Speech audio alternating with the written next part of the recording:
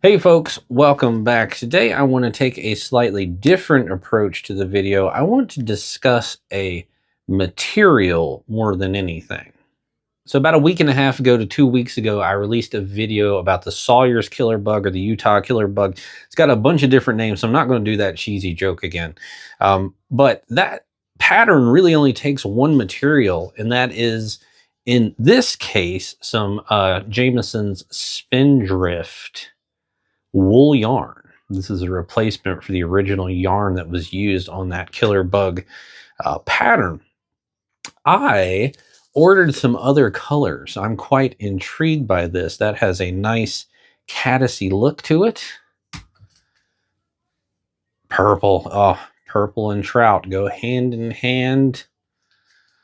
We've got a nice, this one just kind of looked buggy in general to me.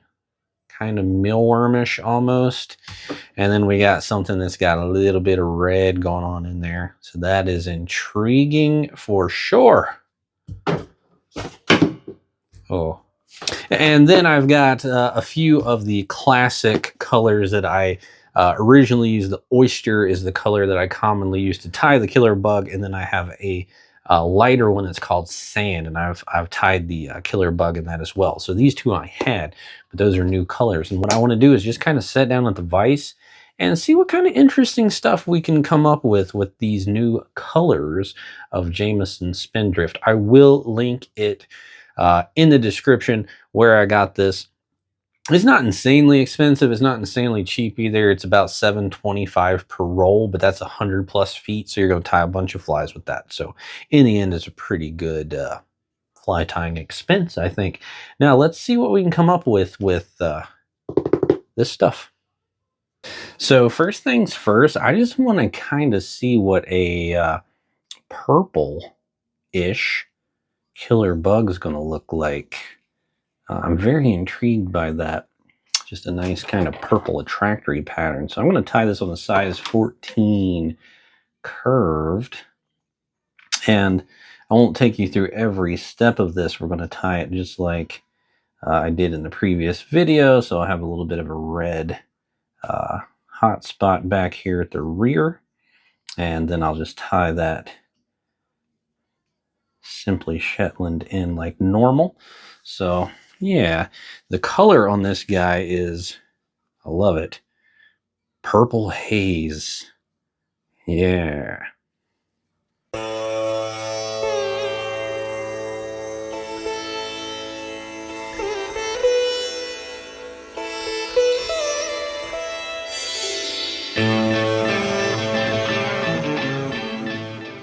All right, there we go. I built up a nice red head on there. I got that little splash of purple. This thing should be a tractor city. I am pretty sure that will catch fish. So I guess we'll just call that guy the Sawyer's Purple Haze, maybe. Eh? I think it'll get it done. What do you think? All right, this time we are going to use color number 1140. This is Granny Smith. It's a nice kind of caddisy green. Pretty intrigued by it. So let's just whip something up with this real quick, see what we get.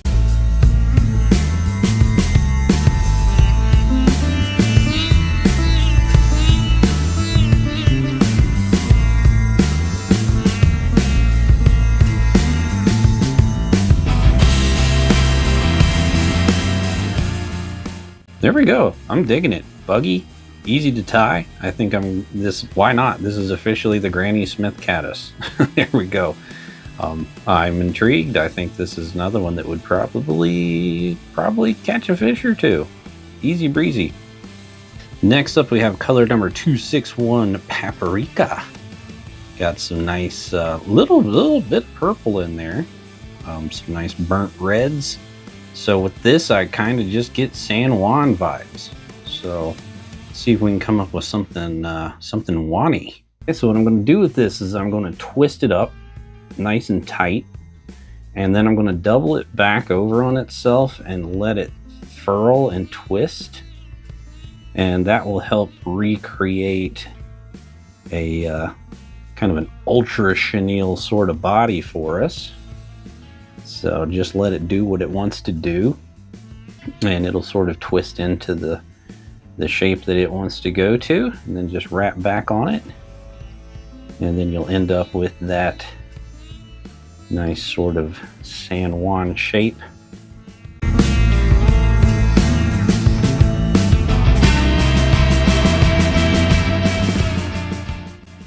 And there we go. It's kind of cool looking. Interesting. That's now officially the San Juan paprika. Now I do have to see what the paprika looks like as just kind of the basic killer bug. So I'm going to whip one of those up real quick.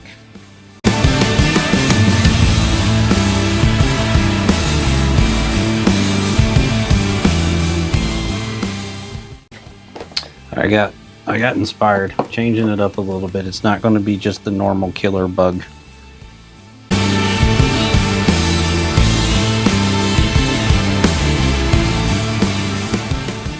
Opted to add a little bit of rainbow sow scud dubbing to the front of this because it's just a magical dubbing blend. It's got the faintest little bit of red and some blues and some stuff going on that just lends itself so well to attractor patterns. There we go.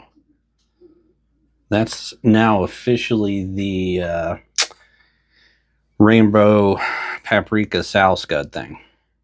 Yep, official name. There you go. That too, I believe, would probably coax a fish. Next up, we have color 231, bracken. It's got a lot going on. It's just a kind of buggy looking buggy thing. So I don't know what I'm going to do with this yet. I'm going to improvise it.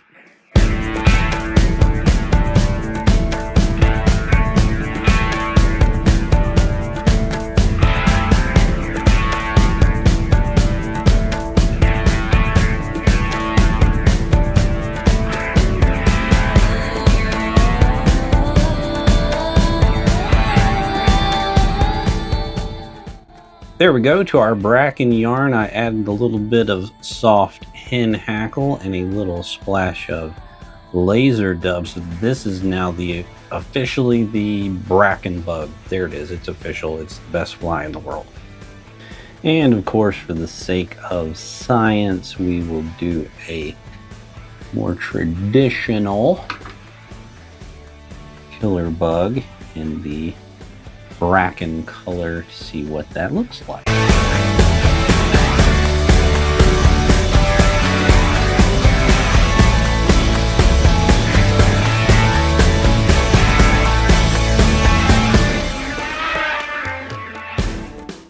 Pretty interesting looking. What do you think? Some would eat it?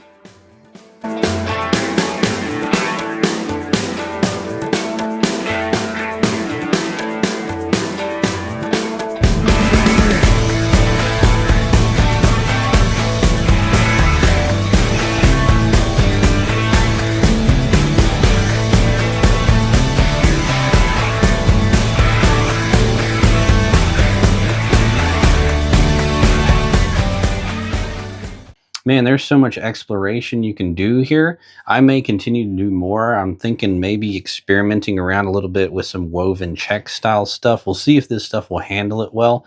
It does seem to be pretty strong, but it is wool based, so it has some limitations. But man, they have so many colors in this material.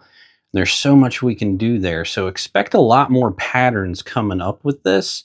With some of the stuff I already have, you know, I'm just imagining a lot that can be done there with some lighter color underbodies, you know, get that nice grub kind of fade from a light belly to a darker back, very mealwormy. I think there's a ton that can be done here. So I'm very intrigued by this material. I had followed the pack for the longest time and really only bought the oyster color for the sake of tying the very traditional killer bug, which again is a killer bug. The thing fishes so well.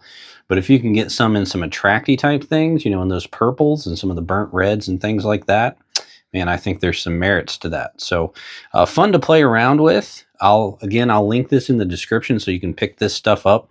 You know, for a hank, it's kind of expensive-ish, I guess, in the fly tying realm. It's not that expensive, honestly, especially since you're going to get 100 plus feet of it, which is going to tie a pile of flies. So I just wanted to experiment around with this stuff and sort of take you along for the journey. So yeah, Jameson's Shetland Spindrift. It's got potential. Tight lines.